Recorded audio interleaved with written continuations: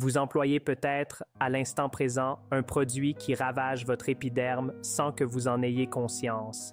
Et le plus grave, c'est qu'il se trouve sans doute dans votre cabinet de toilette depuis plusieurs mois. Aujourd'hui, je vais vous dévoiler les 8 catégories de produits cosmétiques que vous devez impérativement bannir en 2026. Certains peuvent déclencher des allergies sévères, d'autres renferment des substances potentiellement cancérogènes et quelques-uns sont tout bonnement des escroqueries qui détériorent votre épiderme au lieu de l'embellir.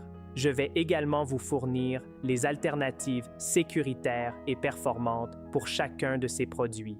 Cette vidéo pourrait vous épargner des années de troubles cutanés, alors demeurez jusqu'à la conclusion. Je suis docteur et cela fait aujourd'hui 10 ans que je guide mes patients dans les domaines de la santé et du bien-être. J'ai expérimenté des centaines de produits au cours des années. J'ai consulté les recherches scientifiques et j'ai constaté les ravages que certains produits peuvent engendrer. Ce que je vais vous transmettre maintenant n'est pas fondé sur des modes ou des opinions. Ce sont des informations scientifiques et des observations cliniques. Certains de ces produits que j'exclus sont associés à des risques réels pour la santé. D'autres sont simplement inefficaces ou mal élaborés. Je vais vous clarifier mon raisonnement pour chacun afin que vous puissiez prendre vos propres décisions en toute connaissance de cause. Débutons par le premier produit à bannir et c'est sans doute le plus périlleux de cette énumération, les sérums pour cils renfermant des analogues de prostaglandine. Ces sérums garantissent de faire croître vos cils plus longs et plus denses. Et je dois être franc avec vous, ils opèrent véritablement. Le souci, c'est la manière dont ils opèrent et les conséquences indésirables qu'ils peuvent déclencher.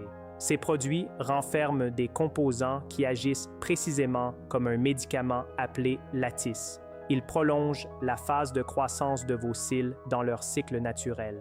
Au lieu de chuter après quelques semaines, vos cils continuent de s'allonger davantage.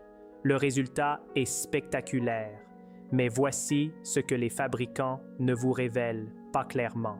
Premier effet indésirable possible. Ces produits peuvent modifier la couleur de vos yeux. Oui, vous m'avez bien compris. Ils peuvent rendre vos iris plus sombres, plus bruns, et cette modification peut être définitive.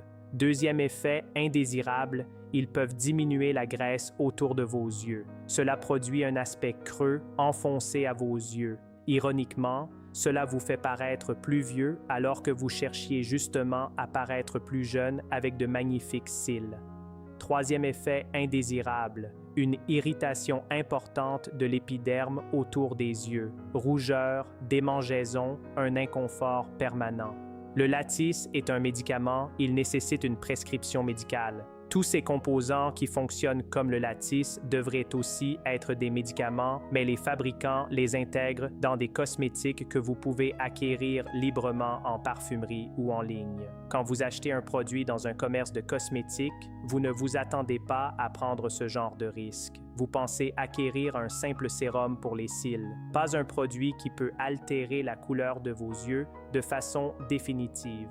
Voici les dénominations d'ingrédients à surveiller sur les étiquettes. Si vous observez isopropyl-cloprosténate, déchloro-dihydroxy-difluoro, éthyle-cloprosténolamine ou tout terme se terminant par prostamide ou prostaglandin, déposez le produit et partez. Ces composants sont performants, oui, mais les risques ne méritent pas le résultat.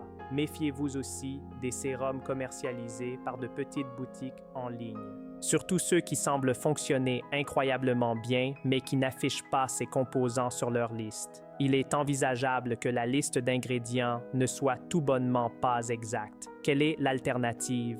Recherchez des sérums à cils qui renferment des peptides. Ces peptides semblent favoriser la croissance des cils, mais de manière beaucoup plus délicate. Les résultats sont moins spectaculaires, mais dans ce cas précis, c'est une bonne chose. Moins d'efficacité signifie moins de risques d'effets indésirables graves. Et surveillez constamment vos yeux quand vous employez n'importe quel produit près de cette région. Si vous constatez une modification de couleur de vos iris ou un aspect creux autour des yeux, cessez immédiatement le produit. Passons maintenant au deuxième produit à bannir et celui-ci concerne toutes les personnes qui réalisent leur manucure à domicile. les kits de manucure DIP, également appelés poudre à tremper. Ces dernières années, ces kits sont devenus très prisés. Le principe est élémentaire. Vous étalez un liquide sur votre ongle, vous le trempez dans une poudre colorée, ça durcit et vous répétez plusieurs fois pour obtenir une manucure qui persiste des semaines. C'est plus simple à appliquer que l'acrylique et contrairement au gel, vous n'avez pas besoin de lampe UV pour durcir le produit. Ça semble idéal, n'est-ce pas? Malheureusement, c'est l'un des produits les plus risqués que vous pouvez employer à domicile. Pour saisir le problème, je dois vous clarifier un peu de chimie. Tous les produits de manucure longue durée, que ce soit l'acrylique, le gel ou le DIP, fonctionnent grâce à une réaction chimique. Le liquide renferme des polymères découpés en petits segments. Ces petits segments se rejoignent sur votre ongle et durcissent. Le souci, c'est que ces petits segments, avant qu'ils ne se rejoignent, sont très performants pour déclencher des allergies. Et voici où le DIP devient particulièrement périlleux. Les petits segments employés dans les kits DIP sont des cyanoacrylates. C'est essentiellement de la superglue. Ces cyanoacrylates sont volatiles. Cela signifie qu'ils s'évaporent facilement et se transforment en gaz. Donc, non seulement ces substances peuvent pénétrer dans votre épiderme, mais elles voyagent également dans l'atmosphère et entrent dans vos poumons. Si vous consultez les forums et les groupes en ligne consacrés à la manucure DIP, vous observerez de nombreuses personnes se plaindre de ce qu'on désigne la grippe du DIP.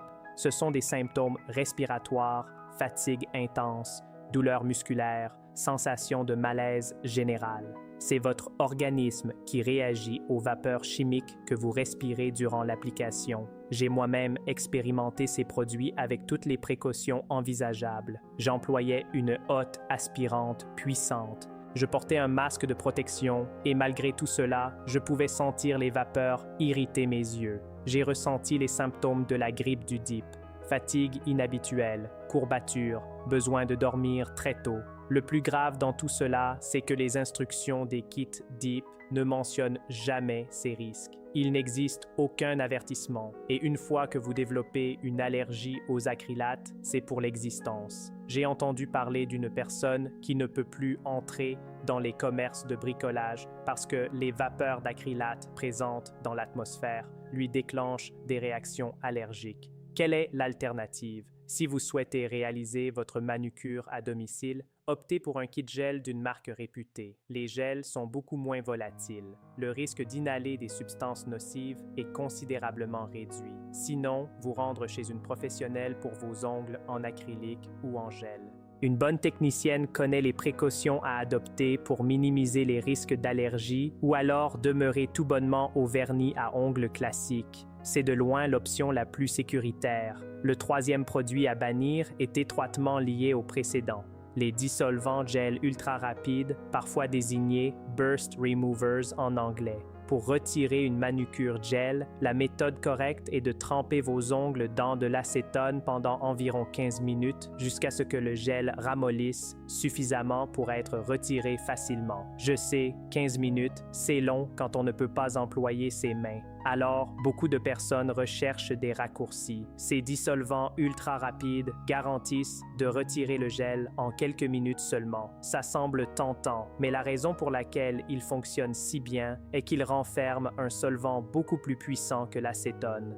Ce solvant se nomme le dichlorométhane, également connu sous le nom de chlorure de méthylène. C'est le même produit employé dans certains décapants industriels pour la peinture. L'acétone est relativement inoffensive. Votre organisme en fabrique naturellement quand il brûle des graisses pour l'énergie. C'est cette odeur légèrement sucrée que certaines personnes ont dans la laine quand elles suivent un régime cétogène. Le dichlorométhane, en revanche, est toxique. Une exposition excessive peut engendrer le cancer. C'est une substance apparentée au chloroforme. Dans un laboratoire, on emploie ce produit avec des précautions rigoureuses, des hottes aspirantes, des équipements de protection, et ces dissolvants vous demandent de tremper vos doigts dedans chez vous sans aucune protection particulière. C'est un niveau d'exposition totalement différent et périlleux. Ces produits, ils sont principalement commercialisés sur des sites comme Shein, Temu ou AliExpress. Et cela m'amène directement à mon quatrième point. les produits cosmétiques acquis sur Temu, AliExpress, Shein et les sites similaires. Je dois être clair sur ce point. Les réglementations en Chine sont bonnes, mais uniquement pour les produits commercialisés sur le marché intérieur chinois. C'est identique dans la majorité des pays développés. Si un produit est fabriqué et commercialisé dans le même pays, il doit respecter certaines normes. S'il est périlleux, les régulateurs interviennent. Vous observez des rappels de produits, des amendes pour les fabricants. Mais quand un produit est expédié d'un pays à un autre, les réglementations ne s'appliquent généralement pas à ces exportations, ni dans le pays d'origine, ni dans le pays de destination. C'est une zone grise juridique. Cela signifie que les produits peuvent ne pas respecter les standards auxquels vous êtes habitués. Les listes d'ingrédients peuvent être inexactes. Les produits peuvent renfermer des ingrédients médicamenteux qui fonctionnent très bien, mais qui ont des risques et des effets indésirables dont vous n'êtes pas informé. Ils peuvent renfermer des contaminants ou des ingrédients périlleux qui ne respectent aucune réglementation. Voici un exemple concret. Les régulateurs sud-coréens ont testé des vernis à ongles de Shine et ont découvert des niveaux élevés de dioxine et de méthanol. Ces deux substances sont toxiques. Et rappelez-vous, ces dissolvants gels ultra rapides dont je viens de parler proviennent principalement de ces mêmes sites. Je recommande aussi la prudence même avec des produits commercialisés dans des commerces établis s'ils sont anormalement bon marché ou semblent trop magnifiques pour être vrais. Certaines grandes enseignes font du dropshipping depuis des plateformes comme Alibaba sans constamment vérifier la qualité des produits. Il y a eu des cas de produits problématiques commercialisés dans des commerces réputés. Un baume nettoyant commercialisé très peu cher a engendré des problèmes oculaires graves à une personne, même si le produit indique d'éviter le contour des yeux. Un produit destiné au visage devrait être formulé pour ne pas engendrer ce type de réaction. Mon conseil, soyez très prudent avec les produits à prix cassé si la marque n'a pas une histoire solide et vérifiable. Pour les produits que vous appliquez sur votre épiderme ou près de vos yeux, privilégiez constamment des marques établies avec une traçabilité claire. 5e catégorie de produits à bannir, les nettoyants à base de savon traditionnel pour le visage. Je dois d'abord vous clarifier ce qu'est véritablement un savon en termes chimiques. Le terme savon a une définition technique précise. Ce sont des tensioactifs, des agents nettoyants fabriqués à partir de graisse et d'huile qui ont réagi avec une base forte, un alcali. C'est ce qu'on désigne le processus de saponification. Les savons traditionnels ont une structure moléculaire caractéristique, ils sont fins et allongés et ils ont à une extrémité ce qu'on désigne un acide carboxylique. Le souci avec cette structure, c'est qu'elle ne fonctionne correctement qu'à pH élevé, c'est-à-dire dans un environnement alcalin. Or, notre épiderme est naturellement acide. Elle a un pH bas, généralement autour de 5. Quand vous employez un nettoyant à base de savon sur votre visage, vous perturbez cet équilibre naturel. Votre épiderme se retrouve temporairement dans un environnement alcalin, ce qui la déstabilise. De plus, ces molécules de savon fines et allongées sont très performantes pour pénétrer votre barrière cutanée. Elles peuvent s'y infiltrer et la perturber après que vous ayez rincé votre visage. C'est pour cela que beaucoup de personnes ont l'épiderme qui tire après s'être lavé le visage avec un savon classique. Beaucoup de gens tolèrent très bien les savons, surtout sur le corps où l'épiderme est moins sensible que sur le visage. Mais si vous avez des troubles cutanés, si votre visage tire après le nettoyage, si vous avez une peau grasse mais qui semble déshydratée en même temps, comme si une couche d'huile flottait sur une surface de plastique tendue, alors je vous recommande fortement de modifier de nettoyant. Comment reconnaître un nettoyant à base de savon? Examinez la liste d'ingrédients. Si vous observez sodium tallowate, sodium palmate, sodium cocoate ou des similaires en haut de la liste, c'est un savon traditionnel. L'alternative, recherchez des nettoyants délicats avec un pH équilibré, proche de celui de votre épiderme. Les nettoyants à base de tensioactifs synthétiques délicats, comme le sodium cocoyl iséthionate ou le coco-glucoside, sont généralement beaucoup plus respectueux de votre barrière cutanée. 6e catégorie, les crèmes solaires teintées de certaines marques européennes. Ce point est un peu différent des autres parce qu'il ne s'agit pas d'un péril pour la santé, mais plutôt d'une question d'efficacité et d'adaptation. Les crèmes solaires européennes ont généralement une excellente protection contre les UV. Mais quand il s'agit des versions teintées, beaucoup de marques européennes ne proposent qu'une ou deux teintes, et ces teintes sont fréquemment mal adaptées à de nombreuses carnations. J'ai expérimenté de nombreuses crèmes solaires teintées européennes au fil des ans. À chaque fois, j'espère découvrir une teinte qui me convient et à chaque fois, je suis déçu. Les teintes sont fréquemment trop roses, trop orangées ou trop foncées pour de nombreux types d'épidermes. Je suppose qu'elles sont formulées pour des peaux européennes blanches en plein été après un bronzage intense. Pour beaucoup d'entre nous, ces produits ne fonctionnent tout bonnement pas. Pourquoi employer une crème solaire teintée plutôt qu'une classique? Les pigments d'oxyde de fer qui donnent la teinte bloquent aussi la lumière bleue du soleil. Cette lumière bleue peut aggraver les troubles de pigmentation chez certaines personnes. Mais si la teinte ne correspond pas à votre épiderme, le produit n'est pas utilisable. Mon alternative? Employer une crème solaire classique non teintée, puis appliquer un fond de teint ou une bébé crème par-dessus. Les recherches démontrent que cette combinaison bloque efficacement la lumière bleue. C'est une étape supplémentaire, mais au moins, vous obtenez une teinte qui correspond véritablement à votre épiderme. 7e catégorie, les produits avec un emballage mal conçu. Celui-ci peut sembler moins grave que les autres, mais un mauvais emballage peut véritablement gâcher votre expérience avec un produit et même endommager votre épiderme. Voici quelques exemples de soucis d'emballage que j'ai rencontrés. Des produits liquides dans des tubes avec un trou trop large qui coule partout quand vous les ouvrez. Des flacons pompes où le produit est trop épais pour sortir correctement. Vous devez appuyer avec une force excessive. Des tubes où le trou est trop minuscule et vous devez presser très fort. Puis quand le produit sort enfin, il en sort beaucoup trop d'un coup. Des tubes en aluminium où une légère pression fait sortir une quantité énorme de produit. J'ai eu ce souci avec un traitement pour l'épiderme. J'ai appuyé un peu trop fort. Une grosse quantité est sortie. Je ne voulais pas gaspiller. Alors, j'ai tout appliqué et ma barrière cutanée a été endommagée pendant 3 semaines.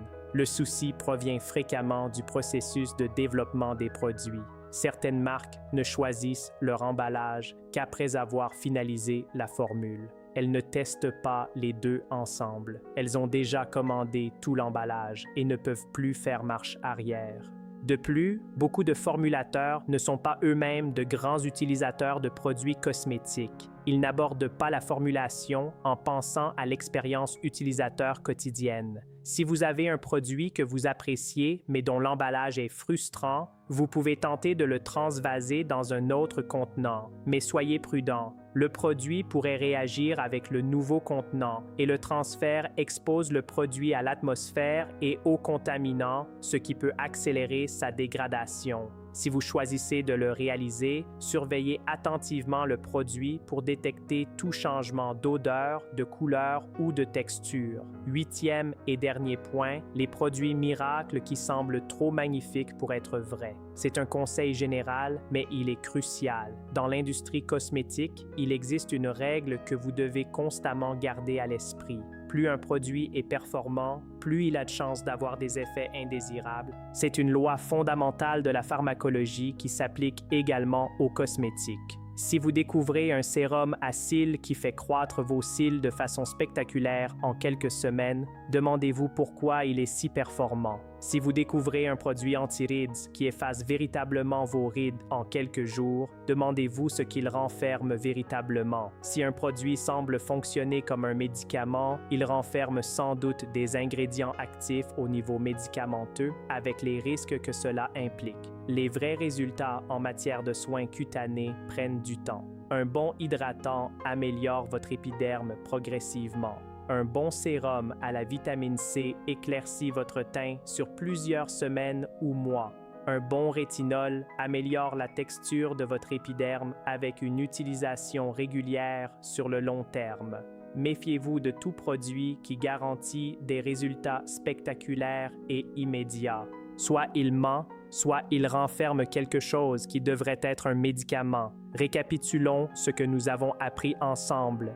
Premièrement, bannissez les sérums à cils renfermant des analogues de prostaglandine. Ils peuvent vous modifier la couleur de vos yeux et creuser votre regard. Deuxièmement, bannissez les kits de manucure DIP à domicile. Les vapeurs peuvent provoquer des réactions allergiques, respiratoires et des allergies permanentes. Troisièmement, bannissez les dissolvants gel ultra rapides qui renferment du dichlorométhane, une substance potentiellement cancérogène. Quatrièmement, soyez très prudent avec les cosmétiques acquis sur Temu, AliExpress, Shein et sites similaires. Les réglementations ne s'appliquent fréquemment pas à ces produits. Cinquièmement, bannissez les nettoyants à base de savon traditionnel si vous avez l'épiderme sensible ou des troubles cutanés. Sixièmement, les crèmes solaires teintées de certaines marques peuvent ne pas convenir à votre carnation. Septièmement, méfiez-vous des produits avec un emballage mal conçu qui peut vous faire employer trop de produits.